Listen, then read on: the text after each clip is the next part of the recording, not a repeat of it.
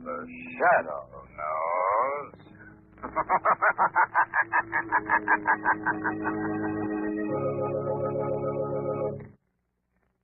Once again, we bring you the thrilling adventures of the Shadow, the hard and relentless fight of one man against the forces of evil.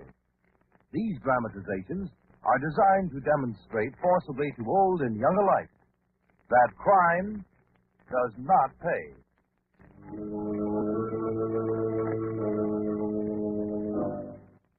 The Shadow, who aids the forces of law and order, is in reality Lamont Cranston, wealthy young man about town.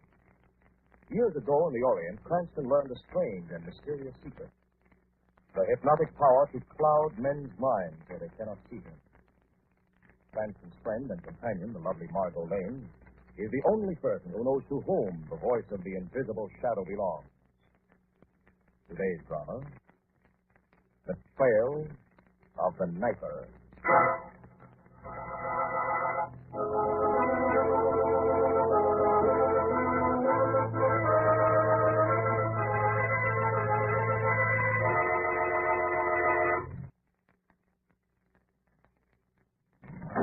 What was that? Who's there? Who is it?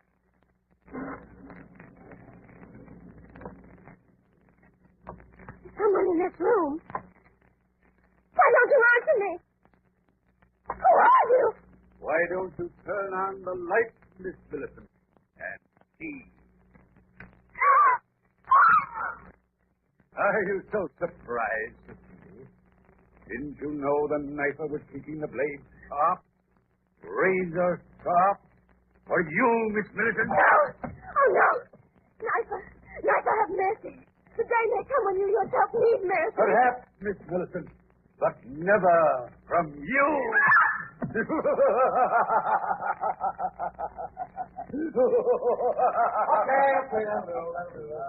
I got a couple of suggestions and a cast and break for the day.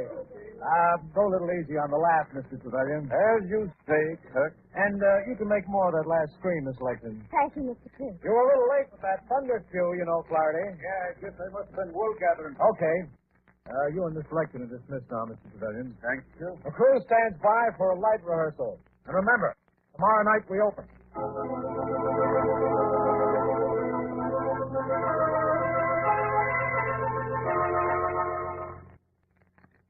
And that was the last rehearsal of the revival of The Trail of the Knifer, featuring the inimitable Trevelyan, aging star of horror plays of yesteryear. In spite of a series of mysterious mishaps during rehearsals, producer Edmund Gerard was hoping desperately for a Broadway hit. Until on opening night, Richard Kirk, his brilliant young director, walked into his office. Miss Gerard, I've asked Mr. Trevelyan and Miss Lecton to stop in here on their way to their dressing rooms in case you have any last-minute suggestions. Oh, well, thanks, Kirk. Well, what did you think of the dress rehearsal yesterday? It was all right. All right. I thought it was great. I'm sorry, Kirk. It was great. As a director, you've done a magnificent job in the face of all the bad luck we've hit with this production. Well, it'll be okay now. Kirk, I don't think so. Okay, even if you don't. Opening night is no time to be depressed. Boy, I know this will startle you, but I'm seriously thinking of calling off the whole production. What? I've got a feeling. A feeling that we'll regret it to the end of our days if we don't. Nonsense. Look, I've sweated blood over this deal, and we're going through with it. What in the world's gotten into you? Look, lad, last week at an auction, I bought the original copy of this play of ours, The Trail of the Knifer. Yes? Well, I haven't had time to glance at it, as you can well imagine. But last night, I took time and well, I found this handwritten note attached to the title page. Well, who wrote it? The author himself, obviously. Warning. It is my regrettable duty to inform all future producers that this prey is a highly dangerous vehicle. Improbable as it may seem, the leading character is likely to come to life and create havoc with a weapon that has nothing to do with the harmless make-believe of the kid. What in the world does this mean? I don't know. And I don't like to guess. Well, you're surely not going to let it upset you. It already has. I don't know why, but it fills me with a sense of terror, Kirk. Unaccountable and uncontrollable terror. Who's in? A member of the cast, probably. Oh, Miss Lecton wants to come in. Thank you, Mr. Kirk. Mr. Kirk thought you might have some suggestions to make about my performance, Mr. Gerard. Why, no. No, I don't have. I think your work is excellent. However, Well, Miss Lecton, I'm considering the possibility of canceling the Tale of the Night. Mr. Gerard. Well, you're not canceling it. What about the backers' money? The backers will understand. They know me as a dependable man. We're going on with this play, Gerard, and that's all there is to it. There have been some mishaps, okay, so there have, but we beat them all.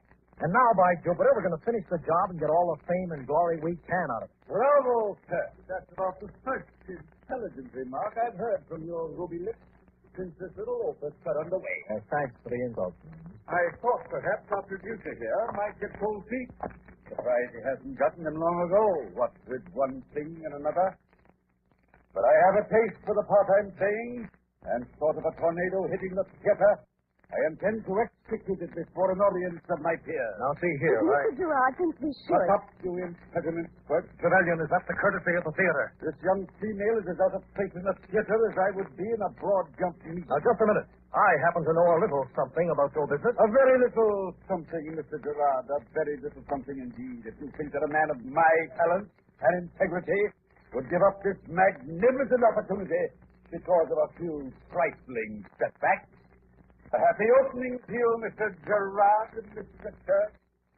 And I will see you on stage, Miss Layton. I'm very sorry, Miss Lecton. That's quite all right. Where are you going, dear? To my dressing room. Don't let that old egotist upset you, Miss Lecton. I'll try not to.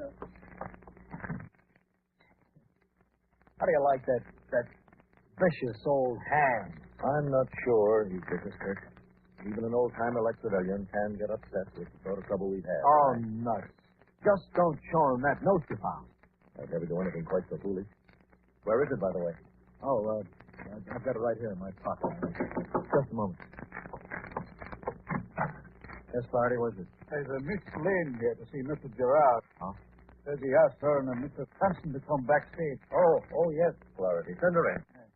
Okay. Am I late, Mr. Gerard? No, not at all. Oh, you know our director, Miss Kirk, don't you, Miss Lane? Yes, of course. Nice to see you again, Miss Lane. So where's Cranston? Well, he phoned and said he'd be the same, but he'll be along in a few minutes. He is coming. He wouldn't miss it for the world. Lamont thinks an opening night is about the most exciting thing. What's that? Trevelyan. Well, what's it all about? Fight. I told him to take it easy on that laugh during rehearsals, and now he's sore. I'll go on up to the dressing room and talk to him. Right. See you, Miss Lane.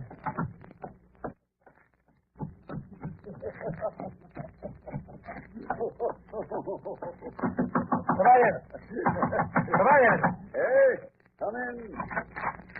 Now, look, Trevelyan, I told you yesterday to go easy on your throat. Now, I'm telling you again, and for the last time, cut it out. Just who do you think you're talking to? I happen to be the director of this show. Do you know what I think of you, Mr. Kirk? Let's change the act. This time I'll tell you what I think of you. You're an insufferable, broken-down old hambone who could be replaced by any cut-rate agent in town like that. You untalented young swine. You snapped your fingers in my face. Thanks for telling me, Trevelyan. I thought it was the ruins of Pompeii. Why, Save your shame, Sangali. From now on, you follow orders or I'll bounce you out on your varicose ear. We'll hold him for a beat. That's Turkey's next windbag. All I need is one more run-in with him and then... Well, what do you want? Excuse me. Excuse me. Look, get out of my way, will you? You're not actually trying to scare me with that phony pop, are you? That trick knife wouldn't cut hot butter. It wouldn't cut hot butter. Gerard. Gerard. Gerard.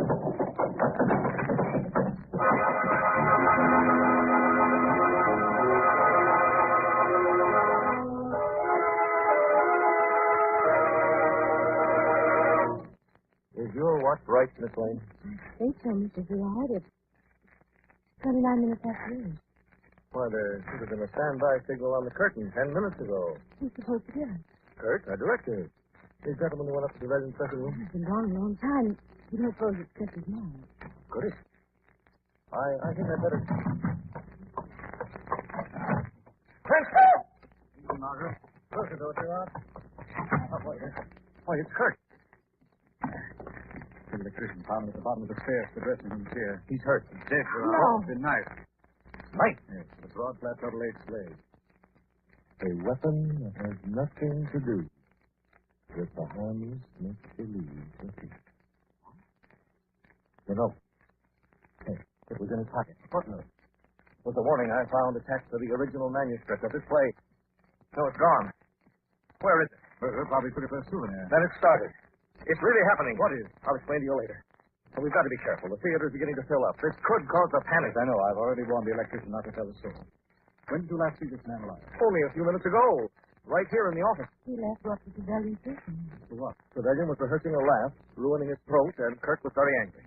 Where's Trevelyan's dressing room? One flight up. Third door from the head of the stairs. Thanks. Come along, Marco. Feel safer having you with me. Gerard, Yes. I think it'd be just as well if you sent for the police right now.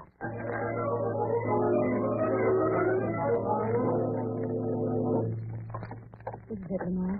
First in the house. Trevelyan! Trevelyan! Yes, Trevelyan? Me? No, I'm Faraday, the stage manager. And who, may I ask, gave you the permission to go crashing around backstage? Mr. Gerard did. If you've no objections. Any more questions? No, sir. Then I'll ask a few. What are you doing in this dressing room? I just came up to check the Valiant's prop. Props? Yes, sir. Pipe he smoked in the first act, the knife he uses for the murder. Knife he uses. It's a medicine. Yes, sir, if you'd be interested. I would be. Have to be pretty careful designing that thing. The Valiant's a very realistic actor. When he stabbed... How did this knife get up here? I brought it up myself from the top room after rehearsal yesterday. Now, you see how it works? The blade goes up in the hand. It does. Yes, sir. Look again. What do you mean? I mean, this is the real article. Slaughter a buffalo with a weapon like this.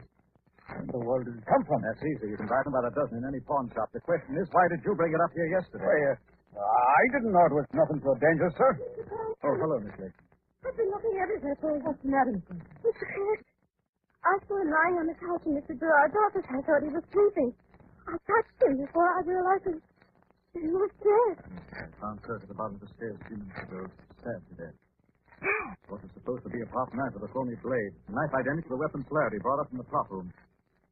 And I don't think even Flaherty would try to deny it, would you, Flaherty? Flaherty, who is he? Standing right there, Mr. Had the courtesy to say goodbye. You could probably find him at Donahue. Done. The bar and grill up the alley where the crew congregate. Thanks. Shall I go along with I think you'll be safer here than with me, Margot. Stay with Miss Lakeland. And when Gerard comes back, find out if he got that call through to the police.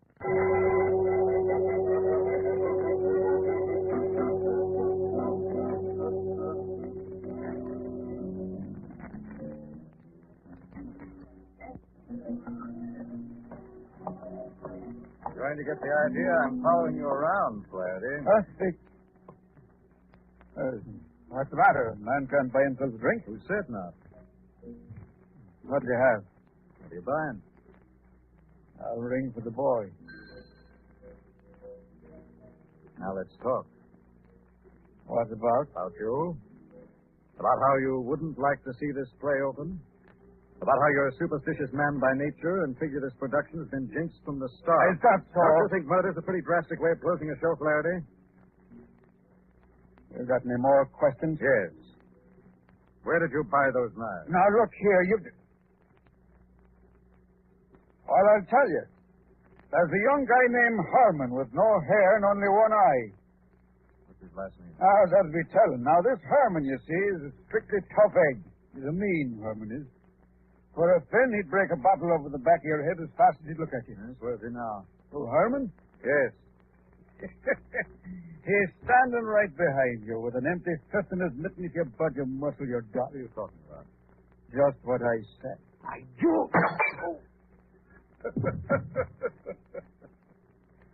Just exactly what I said, mister.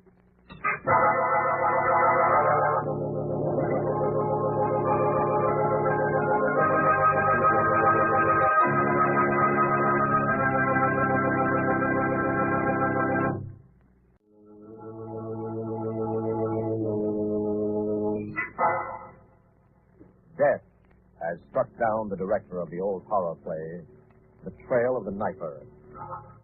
In an effort to discover the identity of the real Knifer, Cranston was knocked unconscious in a bar and grill next door to the theater. Now Margot leans over his prostrate form in a backroom booth. Lamont? Lamont? Are you all right, Lamont? Well, yes.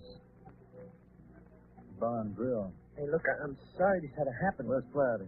Flaherty? Yes, Flaherty, the stage manager of the theater, the guy who tried to crack my skull. Well, Mr. Flaherty just left a minute ago. When I saw him go out, I came in the booth here, found you. Get to the phone, Margot. Call the police. Tell them to pick up on Mr. Flaherty. Okay. Anything else happen? Oh, I don't think so. Where's Miss Lakeman? I left her in Gerard's. Yeah?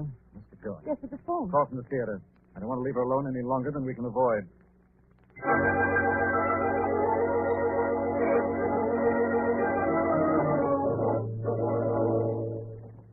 Lakeman.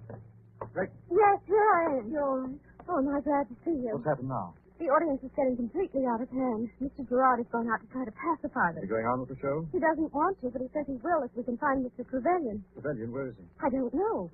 He's completely disappeared. Vanished. Come on, Margot. Gerard's going to have a show. We better find the star. Not what about Flaherty? Flaherty will be very well taken care of by the police when they get here, Margot, which should be in a very few minutes now. Miss Lakeman, Yes. do what you can to get the rest of the cast together while we locate Trevelyan. Gerard can't hold that audience out there forever.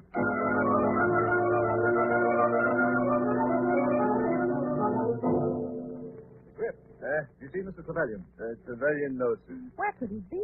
Did you look in the old green room? Could he be in there? Well, he ducks in now and then for a smoke door there by the exit. Come on, Margot. It's worth a chance.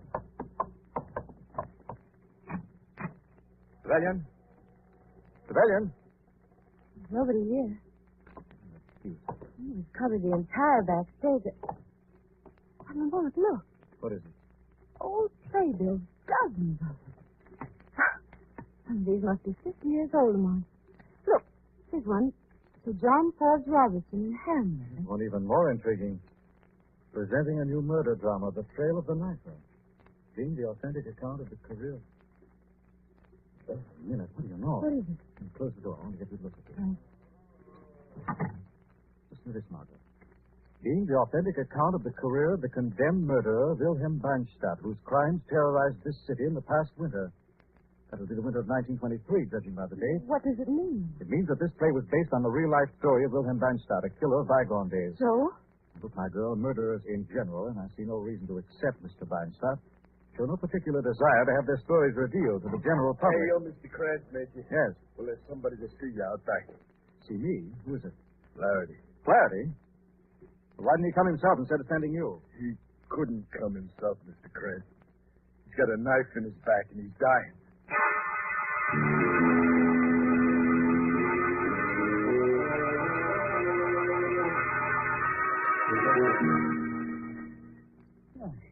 I gotta tell you this fast. Not much time. Go on, Flaherty. What happened? He was following me up the alley, trying to make me go back to the theater. Who is following? Trevelyan. Mr. Trevelyan? Where is he? There's no time. Let me talk. All right, Margaret, go ahead, Mr. Flaherty. We fought. He was trying to drag me back to the theater. I hit him, and just then Yes? he let me have it with the knife. Knife. Where's Trevelyan now? I don't know. Maybe down below. Down below. Below what? Below what, Flaherty? In 1939, we did Faust and... Flaherty. Stop. Oh. What do you mean by Faust? Clear-headed to the end, Flaherty. He was right. We did do Faust here in 39. Anything special about the production? No, nothing but hard work. Had to cut out a piece of the stage, build a room under it to make a trapdoor. Trapdoor? Sure. In his Faust, you know, the devil has to disappear through a trapdoor.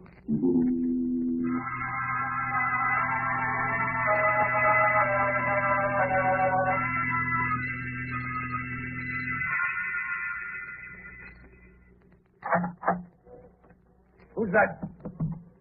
Who's there? It's me, Mr. Trevelyan. Miss Ragson. What are you doing down here? We've been looking everywhere for you, Mr. Trevelyan. I had heard about the trap door under the stage, so I came down here just on the chance. I hope you're satisfied now that you've found me, Miss Legton. Oh, what's the matter? Did something happen to you? Nothing more than a little scuffle with that renegade, Flaherty. He struck me, the boar. Knocked me unconscious. But no matter. The play can go on very well without a stage manager. Listen. The audience. Come on, Miss Legton. We've got to go up there and give a performance, the best performance we can. Just a moment. Later. Wait. No time. The show must go on. You missed the point, Trevelyan. The show must not go on. Aye. Why, Miss Legton, what are you saying? This time I'm going to make sure of the cancellation of the Trail of the Knifer. What? You're a complete egotist, Trevelyan. You'd force this performance to go on over all obstacles. Force it for your own petty personal gain. But what you don't realize is that a play can't go on with a dead star. What are you talking about? This. A knife? Exactly. And this one is no prop. Surely you can't. That is, you can't. But I can and I will. Do you think I'd let one more murder stand in my way now, you spindle-shanked, superannuated warhorse? Miss Legton. You love good theater, Trevelyan. Then revel in this. This is the high moment. The climax of the night thrust in the dark when the earth flares in final flame and the devil sits grinning on his throne. No, please, no. Play a death scene, you ham. This is your final curtain. Who's that? Someone talking. Are you sure it's not your final curtain, Miss Legton? Who are you? The shadow. Visible to you but near at hand in the name of justice. What do you want here? Retribution. Retribution for the ruthless steps you took to stop the production of this play. Not the small things, setting fire to the dressing rooms, wrecking the electrical system, but the steps you took when those things didn't work and the opening night came. You got desperate. I don't know what you're talking about. You knew Kurt was determined to proceed in spite of you, so you killed him.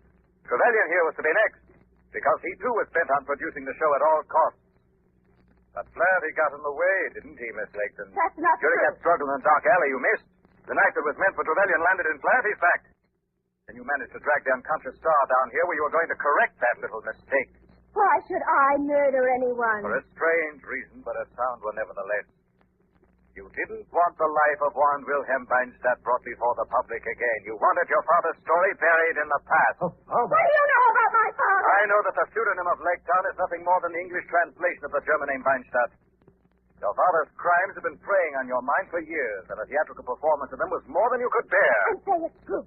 What right do they have to rake all this up from the grave? To make me live it all over again in all its ugly, miserable horror? What right did you have to take their lives? The same right my father had. And I'll keep on taking lives until his name is buried once and for all. Now listen to me. Once and for all, I said. Come back here. The theater's surrounded. Come back. You haven't got a chance. Okay, man, that's it. I warned you, Miss Legton. You didn't have a chance.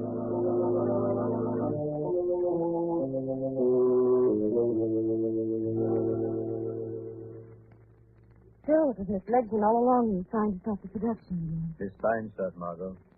The infamous daughter of an infamous murderer. Miss Feinstadt found she couldn't stop the production with a series of accidents. She got desperate, is it? Exactly. Kirk and Trevelyan were determined to go on with the show, so in a crazy last-ditch effort, he killed Kirk and tried to murder Trevelyan. Poor Flaherty, of course, who actually didn't want the show to go on either, was killed for his trouble. Not exactly a successful opening. It's pretty terrifying, actually. Too bad about the audience. Well, they got their money back. But they came to see a play, and there wasn't any. Yes, there was, Margot. Not on the stage, but there was a drama. Powerful and tragic. Only like most real-life dramas, it was done without lights, without music, and without benefit of audience.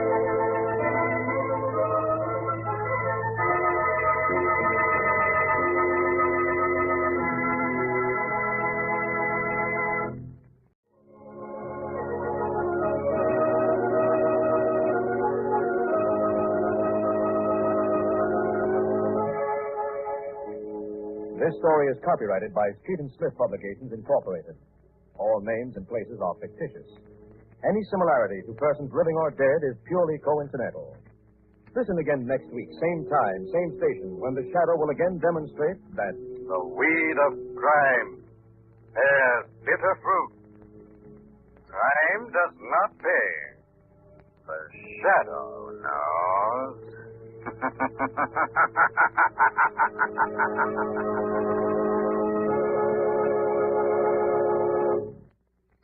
Next week, same time, same station, we bring you another strange and thrilling adventure of the Shadow's daring battle against the forces of evil. The part of Lamont Cranston was played by Brett Morrison, Margot by Grace Matthews.